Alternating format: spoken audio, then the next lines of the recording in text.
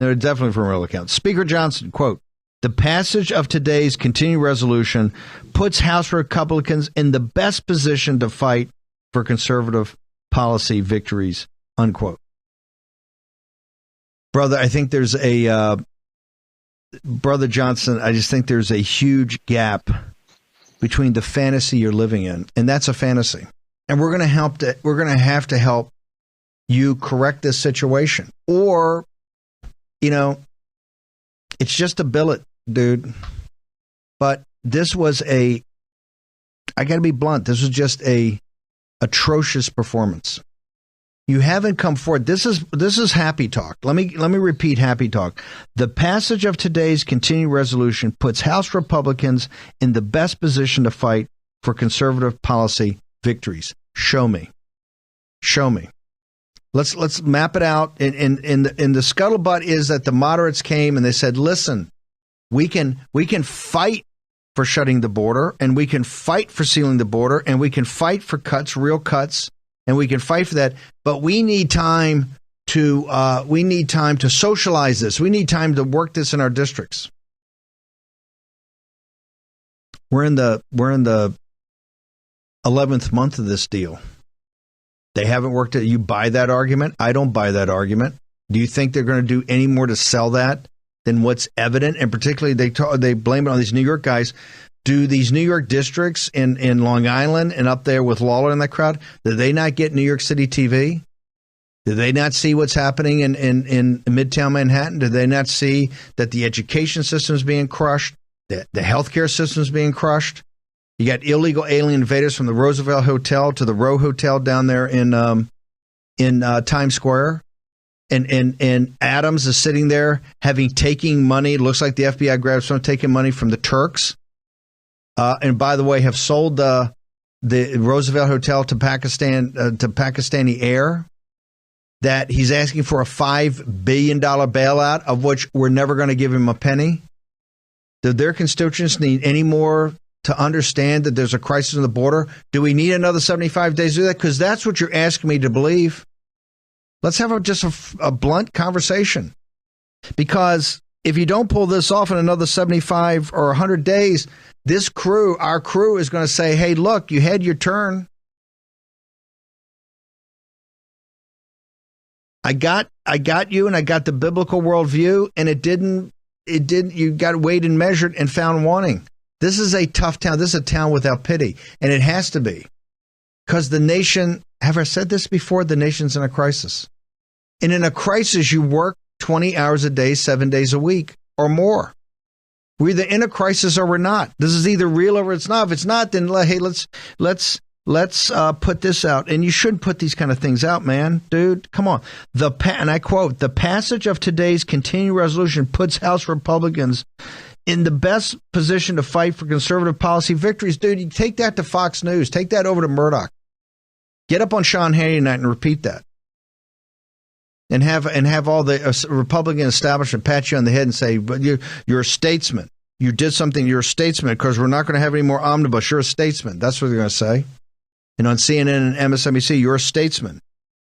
What they said when they stood up today, it's chaotic. You're not doing your job, and you got to lean on Democrats. 209 Democrats. Anytime 209 Democrats vote for something you put forward, it's not good. It's not going to help the Republic. They stood up there consistently for the hour they had the debate of the 2-minute speeches, and all they said is, we support this because there's no cuts. The nation just had a $2 trillion deficit. We're going to have another $2 trillion deficit, and another $2 trillion deficit, and another $2 trillion deficit. And we're going to be over $40 trillion for the blink of an eye, and then you're past the abyss. You're in. And you got now a 1.25 trillion, 1.5 trillion in interest, and 1.75 trillion, and 2 trillion in interest, which is all coming. As sure as the turning of the earth. Do the constituents, when Lawler and these guys come up and tell you, we can do it, and Molinari, he's probably the smartest of that group. When Molinari comes forward and he's the smartest, and he's sitting there going, we just need more time. We need more time to go back to the district and sell it. Crap. If you haven't sold it now, you're not going to sell it over the Christmas holidays in another 75 days. Write that down. That's just human nature. Come on, man. We're in a crisis. Don't blow smoke up. I want to repeat. I got to repeat it. With a knitted brow, very serious. I'm going to go in Sean Hannity tonight. I'm going to repeat this.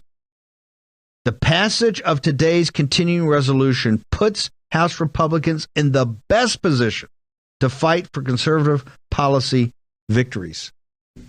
Please tell me how. Please show enough respect for this audience, which is the ones that had your back and the ones that will have your back in the future if you take action. Please explain to them how that happens. Tell me how. Walk me through that. I want to know. I want to know details. Bring the receipts. Walk me through that, because that's BS. Doesn't put us in better, puts us in worse.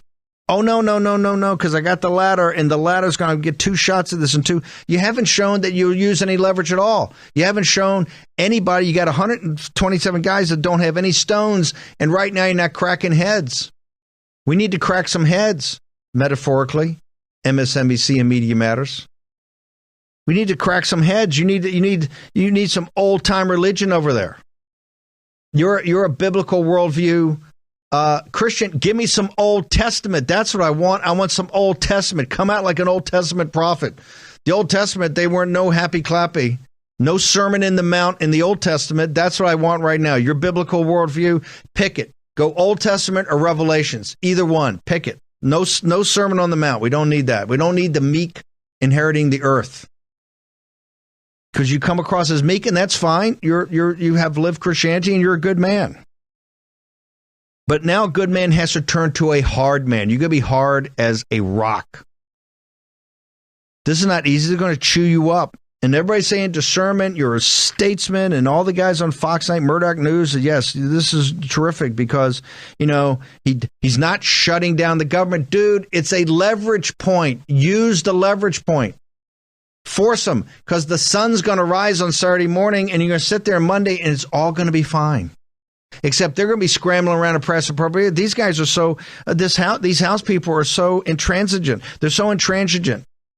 But you force them to the table. You'll force them to the table. You'll force them to the table. Nobody's just going to sit here and say we want to do it. It's a $7 trillion private equity fund every year. These guys get to distribute it, and they're getting paid to do it. Of course, nobody's going to say stop. Somebody's got to sit there and have the courage to say, this can't go on. And it's not that I'm burying generations in the future. I'm burying generations right now, the lived experience. Do I need to refer back to the woman on CNN who ain't going to vote for Biden anymore, the Hispanic woman, because she's working 3 jobs? It's either a crisis or it's not. And right now, let's be honest, it's just not a crisis. We're going to go home for Thanksgiving. Got to go home for Thanksgiving. Why do you have to go home for Thanksgiving?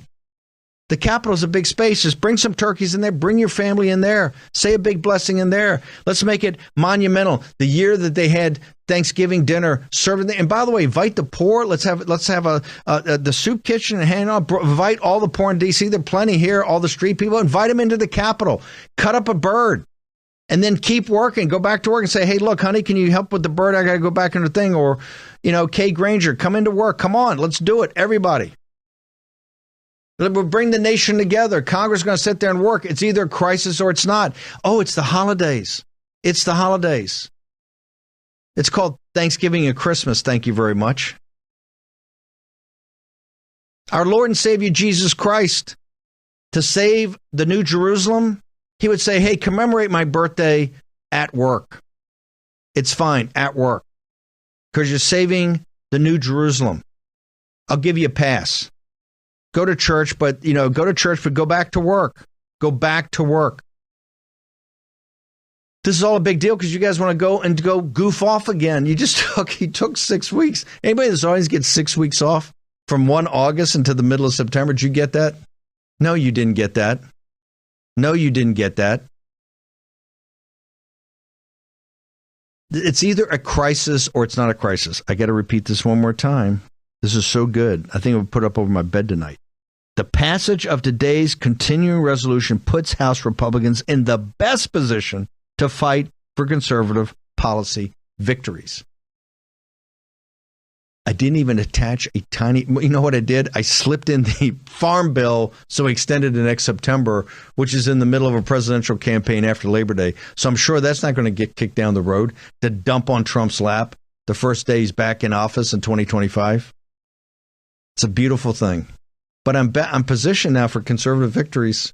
I'm positioned. I'm in the best position for major conservative victories. Victory begets victory. This don't feel like a victory today, bro. When 209 Hakeem Jeffries loving Democrats vote for something, it just doesn't feel like a victory. I'm not feeling victorious right now. I kind of got this righteous indignation, but we'll work through it. I think what we need to do, you're congressman, you got to flood the cause, but I think, Johnson's office put it on voicemail today. Hey, that's okay. But I think we need to educate Johnson. We're going to start in Revelations. Come and see. Come and see. Come and see. Remember that mantra, that refrain? Well, come and see the destruction of this republic, bro. Come and see that. Because this is the mentality that led us to this place. And we're either going to fight or we're just going to go, I need 75 days. You don't need 75 minutes. This was not brain surgery. How about not no, but hell no?